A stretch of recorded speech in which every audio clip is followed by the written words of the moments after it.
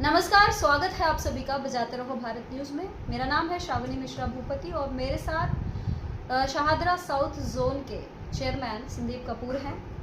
संदीप कपूर को चेयरमैनशिप पर बैठे हुए लगभग 3 हफ्ते गुजर गए हैं। ऐसे में एक रिपोर्ट कार्ड जान लेना ज़रूरी है कि अभी तक क्या कुछ काम हुआ है इनके कार्यकाल में, क्योंकि लगातार संदीप जी बहुत सारे मुद्दे उठाते रहते हैं और जो पक्ष में सरकार है आम आदमी पार्टी उसको भी घेरते रहते हैं। तो आइए सबसे पहले तो जानते हैं कि इन्होंने अपनी तरफ से क्या किया। मुझे ध्यान है संदीप जी, अभी जो पहली बैठक आपकी हुई थी तो बहुत सारे पार्षद पहुंचे हुए थे, तमाम अधिकारी भी पहुंचे हुए थे, सब अपनी अपनी परेशानियां आप तक रख रहे थे, जिसको आप पेन पेपर पर बाकायदा लिख भी रहे थे। तो कौन कौन सी परेशानियों को आपने प्राथमिकता दी, अभी तक क्या किया, कौन कौन सी जिम्मेदारियां आपको लगी कि भैया स्थिति बड़ी खराब है, इसको लाइन पर लाना है? शुरुआत से बताइए। देखिए, शाहदरा साउथ जोन एक बड़ा मजबूत जोन है। टोटल 26 पार्षद हैं यहाँ और काफ़ी बड़ा एरिया आता है जिसमें पॉश कॉलोनीज भी हैं, हाउसिंग सोसाइटीज़ हैं, झुग्गी झोंपड़ी है, अनऑथराइज कॉलोनीज है। तो एक मिक्स दिल्ली का एक पूरा व्यू यहाँ आ जाता है। और पिछले 2-2.5 साल से आप देखें कि जो जोन थे वो डिफंक्ट थे, काम नहीं कर रहे थे, क्योंकि जोन आम आदमी पार्टी ने आने के बाद जो एक स्ट्रक्चर बनाया जाता है, जोन चेयरमैन, डिप्टी चेयरमैन, और ये सारा इन्होंने बनाया नहीं और लगातार इसे टालते आ रहे थे। और इसके पीछे रीज़न भी ये लगता है कि आम आदमी पार्टी सत्ता को केंद्रित रखना चाहती है। जो एम्पावरमेंट ऑफ सोसाइटी कि विकेंद्रित करो आप सत्ता को और लोगों के बीच में दो, वो इनके मैनिफेस्टो में ही नहीं है, मतलब इनकी आदत में नहीं है। तो इसलिए इन्होंने मेयर और डिप्टी मेयर बना के सत्ता को केंद्रित करके और भ्रष्टाचार करने का एक नया मॉडल विकसित किया था, जिसे कोर्ट और भारतीय जनता पार्टी ने फेल किया, मजबूरी में इन्हें जोन बनाने पड़े। अब जब इतने वर्षों के बाद जब आप जोन चेयरमैन या पॉलिटिकल सिस्टम आता है तो अंदर से भी एक रेजिस्टेंस रहता है। तो फाइनली हम लोगों को ऑफिस मिल गए और जो पहली मीटिंग हमने पहले हफ्ते में ही बुला ली थी, तो जो पहली मीटिंग है उसमें सभी पार्षदों ने पार्टिसिपेट किया और अच्छे से किया और 3-3.5 घंटे वो मीटिंग चली और उसमें बहुत सारी ऐसी चीज़ें निकल कर आई जिसमें कर्मचारियों की कमी, खासकर जो हमारे सैनिटेशन में स्वच्छता के कर्मचारी हैं, पार्कों की बदहाल स्थिति और कर्मचारियों की कमी। मैं बता सकता हूँ कि 10 पार्क पे लगभग एक माली है, 2 एकड़ पे एक माली है, जबकि नॉर्म्स के हिसाब से अगर मिनिमम भी हो तो 1 एकड़ पे एक माली होना चाहिए। तो उसकी भी स्थिति बद से बदतर है। बजट पार्कों के अंदर 0 है। उसके अलावा डेंगू, मलेरिया, चिकनगुनिया के लिए जो दवाइयाँ आई उनकी रोकथाम के लिए वो लेट आई, अब काम शुरू हुआ। फिर उसके साथ साथ जो मशीनें जो चलती थी पानी के छिड़काव की, टॉयलेट के साफ करने की, ऐसी मशीनें सड़कों पे दिखनी बंद हो गई। तो लगातार सड़कों के ऊपर शाम को जो है रेडियो की संख्या बढ़ गई, जो ओपन में मीट बेच रही थी, खासकर जो मीट बेचते हैं ओपन में, या वो सड़कों पे रात को अवैध धंधे करते हैं, क्योंकि कोई सिस्टम नहीं था। लेकिन अब धीरे धीरे इन सारी चीज़ों को पकड़ रहे हैं। जैसे शाम को ऐसी अवैध रेडियो को हटाने के लिए एक सिस्टम बनाया जा रहा है। ऐसी बहुत सारी मशीनें जो बंद पड़ी थी, ऐसी 18 मशीनें, कम से कम 2.5 करोड़ की मशीनें मैंने एक स्टोर में पड़ी देखी। तो उन मशीनों को अब दोबारा से टेंडर देके उनको ठीक करवा के, फिटनेस करवा के, जो टॉयलेट्स हैं उनकी क्लीनिंग में लगाया जाएगा। ऐसे ही हमारे पास 8000 लीटर के बड़े हरे ट्रक थे जिनसे हम पानी का छिड़काव करते थे, पोल्यूशन कम, वो भी बंद पड़े थे। ऐसे अभी 6-7 ट्रक हमने शुरू कर दिए हैं, वार्डों के अंदर जा रहे हैं, टॉयलेट साफ कर रहे हैं, एक अच्छा वातावरण बना है। जगह जगह जो कूड़े मलबे के ढेर थे उन पे जो है अपने कर्मचारियों को लगाया कि जल्दी से साफ करो।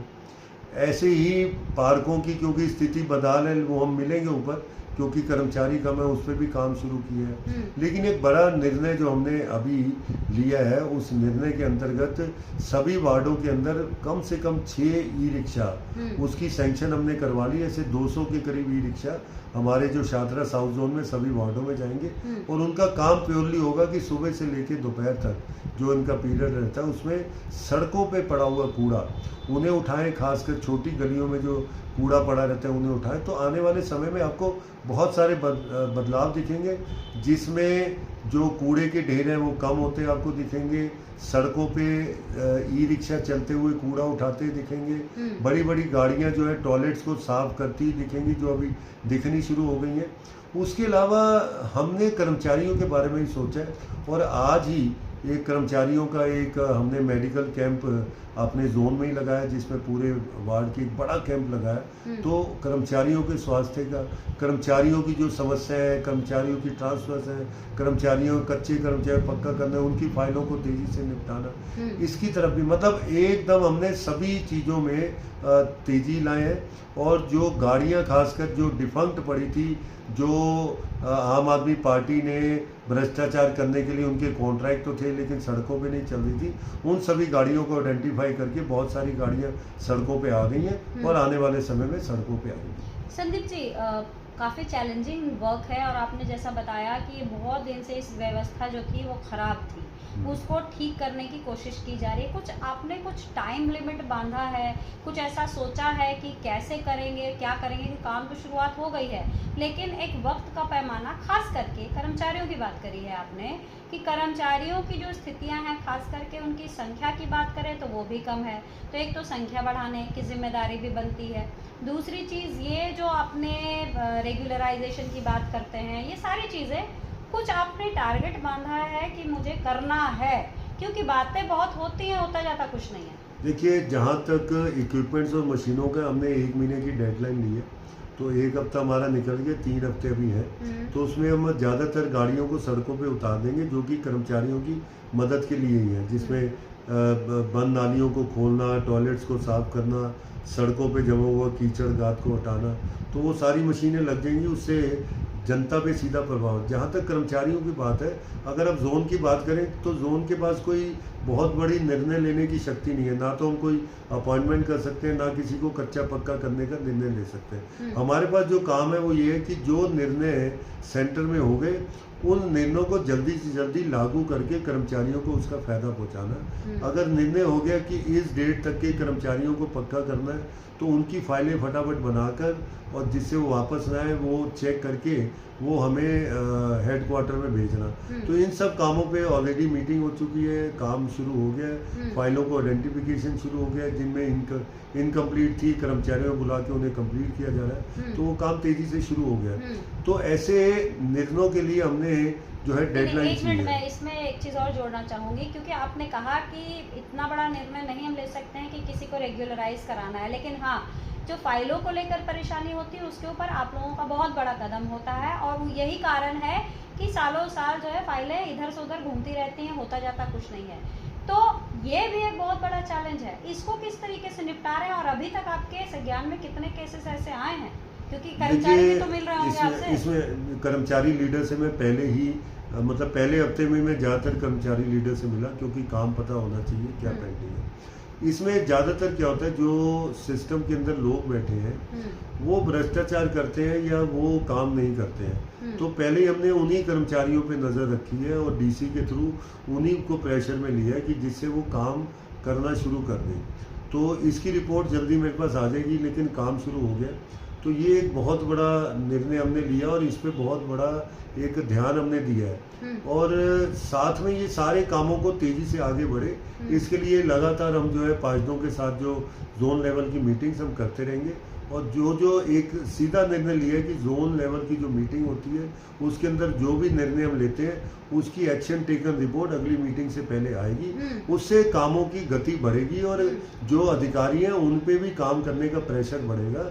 तो इन सारे कामों को लेके हम कर रहे हैं, तो आने वाले समय में और अच्छे से काम करें, पूर्वी दिल्ली की जनता की सेवा कर पाएँ। हमारे जो भारतीय जनता पार्टी के जो हमारे लीडर्स हैं, हमारे प्रदेश अध्यक्ष हैं वीरेंद्र सचदेवा जी, हमारे सांसद है हाशिम मल्होत्रा जी, हमारे संगठन महामंत्री पवन राणा जी ने, उन्होंने जो और नेताओं ने जो जिम्मेदारी मुझे सौंपी है, उस जिम्मेदारी को अच्छे से निभा पाऊँ, इसी कोशिश में चलिए, बहुत बहुत धन्यवाद। तो एक्शन टेकन रिपोर्ट की बात कही गई है और ये वही बात है जो हमने जब कमेटी की जो मीटिंग चल रही थी, जोनल कमेटी की मीटिंग चल रही थी, उस वक्त हमने देखा था कि संदीप कपूर लगातार जवाब मांग रहे थे और ये कह रहे थे कि नेक्स्ट मीटिंग से पहले एक्शन टेकन रिपोर्ट, जिसे ATR कहते हैं, वो लिया जाएगा। तो देखते हैं किस तरीके से कार्यशैली आगे बढ़ती है, क्योंकि सभी लोगों की अभी निगाह कहीं है तो वो चेयरमैन के सामने टिकी हुई है।